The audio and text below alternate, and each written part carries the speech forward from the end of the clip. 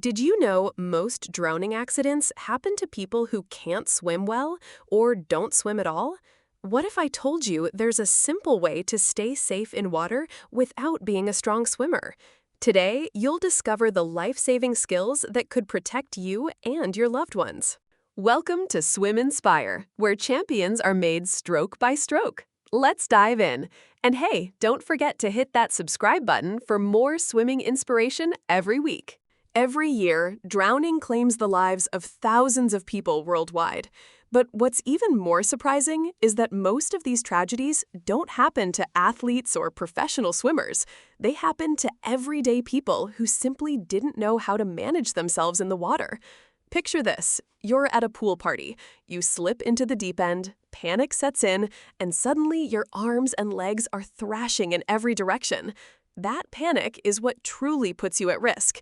The good news? With just a few simple techniques, you can avoid becoming a statistic. The first thing to understand is that your body naturally floats more than you think.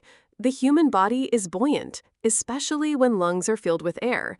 By learning to take a deep breath, relax your muscles, and let yourself float on your back, you're giving yourself a powerful survival tool. It's not about swimming across the pool in record time. It's about giving yourself a chance to breathe, calm down, and think clearly. Now, let's talk about treading water. This is one of the simplest but most effective techniques for non-swimmers.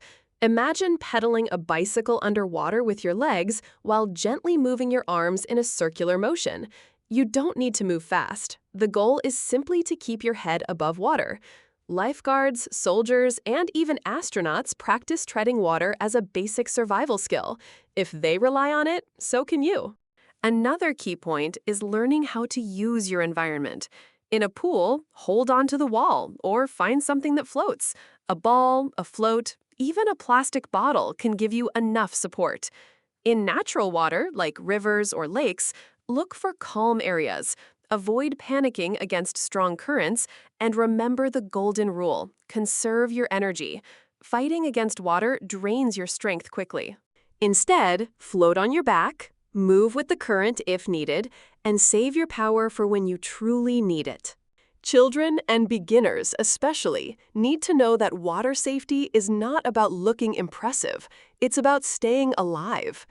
Teaching a child to blow bubbles, to kick gently, and to float on their back builds a foundation of confidence. For adults, practicing in shallow water first, where you can always touch the ground, gives you the reassurance you need before venturing into deeper areas. And here's something most people don't realize. Staying safe in water is as much a mental game as it is a physical one. Panic is the biggest enemy. The moment you feel fear, your breathing becomes shallow, your muscles stiffen, and you lose control. That's why the #1 tip from survival experts is to pause, take a breath, and trust that you have more control than you think. So, the next time you step into a pool, lake, or even the sea, remember this: you don't need to swim like an Olympian to survive. What you need is awareness, calmness, and a few simple techniques: floating, treading water, and conserving energy.